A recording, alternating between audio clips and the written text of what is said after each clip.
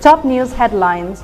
Despite setbacks, BJP government worked for overall development of people, says Chief Minister N. Biren.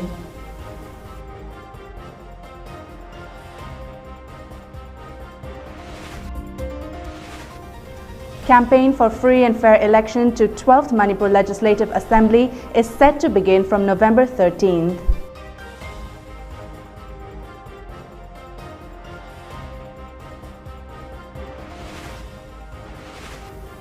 And LDA Workers and Employees Union suspends cease work strike.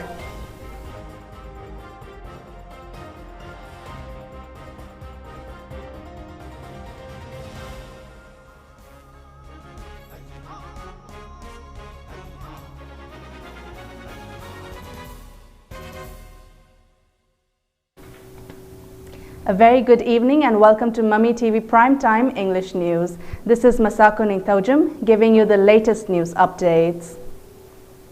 Chief Minister of Manipur N. Biren has asserted that representatives of the people must work towards bringing an overall development for all sections of the society. Democracy does not mean favoring certain sections of the society.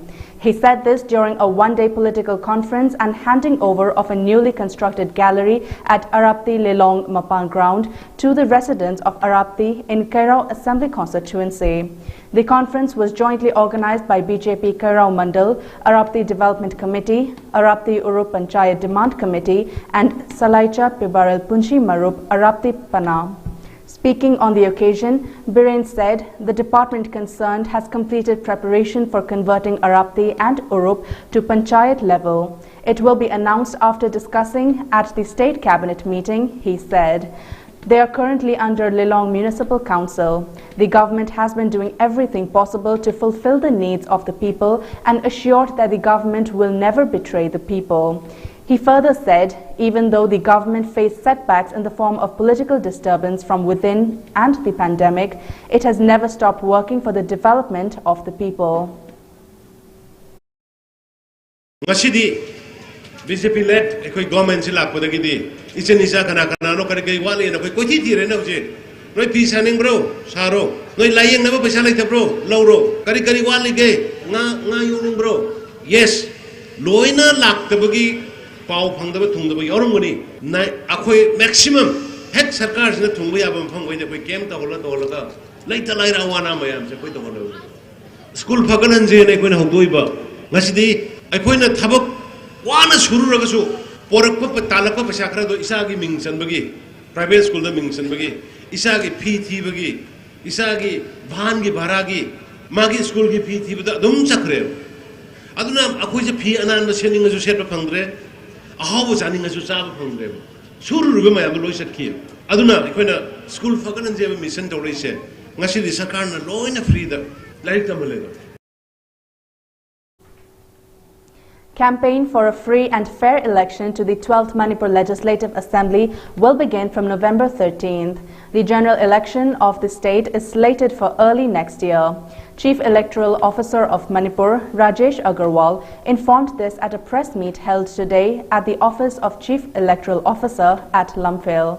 He said the state has 2,959 polling stations and 19,68,476 voters, among which 9,55,657 are male voters, 10,12,655 are female voters and 164 voters from the third gender.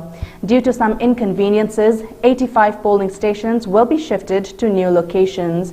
Checking for proper infrastructure in the polling stations has begun, and Election Commission of India (ECI) will be informed about the condition to arrange alternative locations if necessary. To clear the doubt of the people about manipulation of electronic voting machine (EVM), 43 engineers are checking the machines. CEO of Manipur, Rajesh Agarwal, assured people to cast their vote without any fear or tension, as a new device called pre-FLC will be added to the machines. These technology platforms make things very easy, very smooth and very seamless for all the voters. They can do it sitting at their homes, they don't need to go out anywhere. just with a Aadhaar or a PAN card or any other identity proof, they can apply online for registering as a voter. So I request, because young Manipur, the young youth of Manipur are digital savvy. Most of them have got smartphones. So using IT tools can make it much more effective for them also. And for us also, it will be easy to expedite decisions on their request received through an online mode.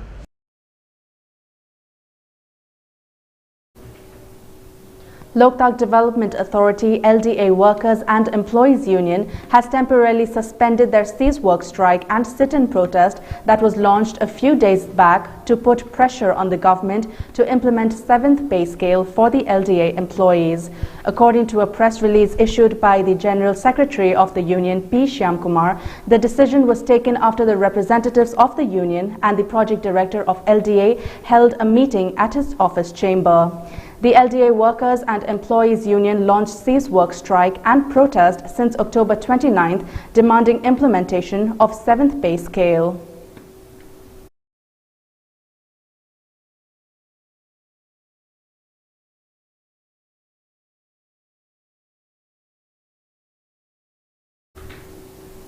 Minister of Education S. Rajan has extended monetary assistance to the gold and silver medalists of the 20th Sub-Junior Wushu National Championship held at Jharkhand from March 21st to 25th and the 20th Junior National Wushu Championship and Archery National Championship held in Punjab from October 20th to 25th.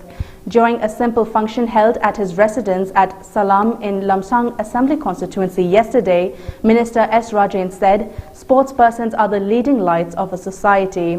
Sports play a major role in making a society healthy.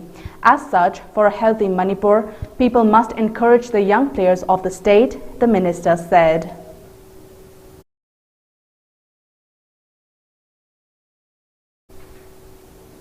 Students of Borobekra Higher Secondary School at Barak Circle staged a sit-in protest against the transfer of 8 teachers of the school without posting any substitute. A Class 10 student of the school, Oina Moranglema, said even though Chief Minister N. Biren had launched School Bhagarhansi mission, many schools are struggling to survive. Amid the shortage of teachers, 8 more teachers were transferred without posting any teacher in their place. The students cautioned to intensify the protest if adequate teachers are not provided for the schools. The protesting students chanted slogans condemning the transfer of the teachers.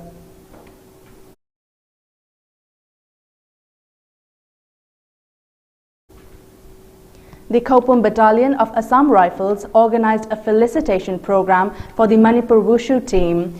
The team had won the Junior National Championship at the National Championship held in Jalandhar in Punjab.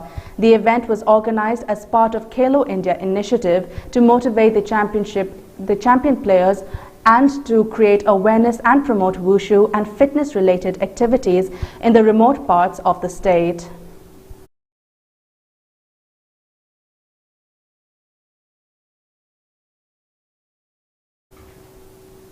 Time for a short commercial break. Stay tuned for more updates.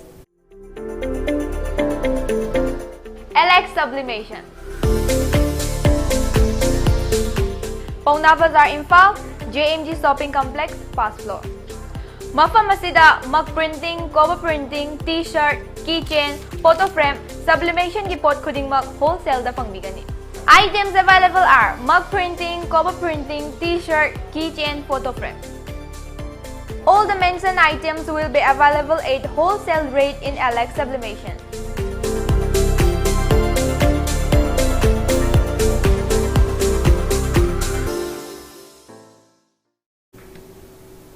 Welcome back after the break. Moving on to the national news, India recorded 12,514 cases of COVID-19 with 251 deaths in the last 24 hours. With this, India's total tally of COVID-19 cases rose to 3.42 crore, while the active cases declined to 1.58 lakh, according to the Union Ministry Health Data Update. The death toll also climbed to 4.58 lakh. The active cases comprise 0.46% of the total infections, while the national COVID-19 recovery rate was recorded at 98.20%, the ministry said. The cumulative doses administered in the country so far under the nationwide COVID-19 vaccination drive has exceeded 106.31 crore. Prime Minister Narendra Modi arrived in Glasgow in United Kingdom to attend the 26th Conference of Parties, COP26, as his three-day visit to Rome on the sidelines of the G20 summit concluded. Prime Minister Modi will be on a two-day visit from November 1st and November 2nd in Glasgow, where he will meet UK Prime Minister Boris Johnson and discuss bilateral ties. The 26th Conference of Parties, COP, to the United Nations Framework Convention on Climate Change, UNFCCC, kicked off on Sunday in Scotland's Glasgow and will conclude on November 12th. The summit will see participation from delegates representing about 200 countries, and the discussions will be centered on how to cut global emissions by 2030. Prime Minister Narendra Modi is among the world leaders who will address the World Leaders Summit of COP26.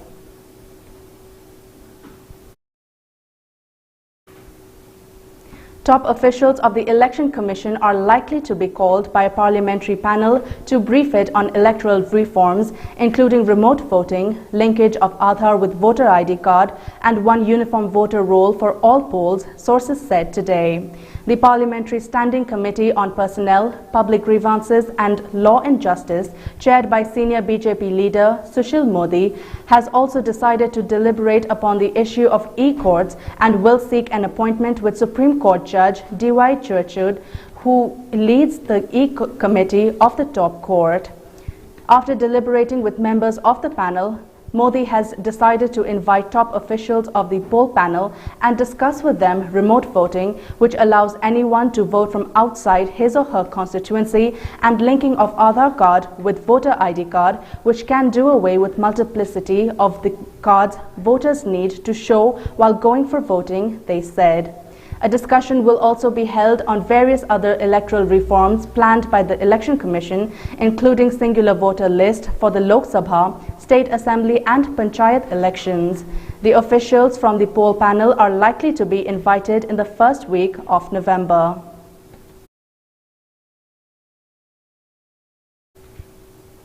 Schools in Delhi reopened for all classes today after remaining closed for 19 months due to the COVID-19 pandemic. Students were seen streaming into Delhi schools early this morning, but not before they were thermal screened and their hands spritzed with sanitizers. The Delhi Disaster Management Authority, DDMA, had last week announced that schools would reopen for all classes from November 1st. It also said that schools would have to ensure that there is no more than 50% attendance in a class at a time. Some schools have opted to reopen after the festive week is over. Even after reopening, teaching and learning would continue in both online and offline mode, the DDMA has said. The National Museum, New Delhi, gets ready to celebrate the rich heritage of Northeast India under the Ministry of Donor and NEC's initiative titled Destination Northeast India. As part of the celebrations of Azadi Ka Amrit Mahotsav to commemorate 75 years of progressive India and the glory of its people's culture and achievements, the National Museum, New Delhi, will celebrate Destination Northeast India from November 1st to 7th. The National Museum, New Delhi, houses an outstanding collection of artifacts representing the cultural diasporas of Northeast India. Contributing to the celebration of Destination Northeast India, the National Museum is organizing a week-long series of cultural performers, online lectures and tours of the Northeast Lifestyle Gallery to highlight the diverse artistic traditions and communities of the Northeast states. And now, before we wrap up, the top news headlines once again.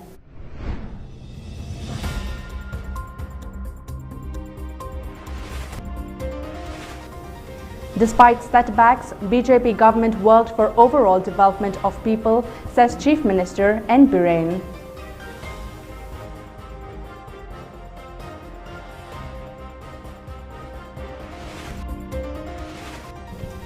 Campaign for free and fair election to 12th Manipur Legislative Assembly is set to begin from November 13th.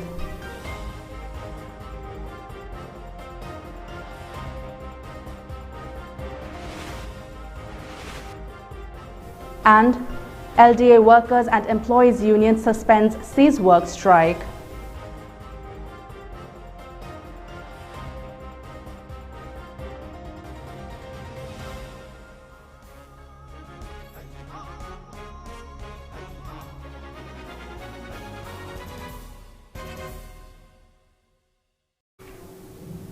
And that's all for the Primetime English News. Thank you for watching.